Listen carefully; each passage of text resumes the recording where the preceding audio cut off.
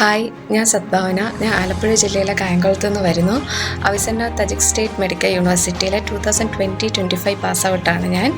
ഈ കഴിഞ്ഞ FMG എനിക്ക് ഫസ്റ്റ് അറ്റംപ്റ്റിൽ തന്നെ ക്ലിയർ ചെയ്യാൻ പറ്റി. അതിനെന്നെ ഹെൽപ്പ് ചെയ്ത എൻ്റെ ഫാമിലി, എൻ്റെ ഫ്രണ്ട്സ്, ജൂനിയേഴ്സ്, സീനിയേഴ്സ്, എൻ്റെ പ്രൊഫസേഴ്സ് എല്ലാവർക്കും ഞാൻ താങ്ക്സ് പറയുന്നു.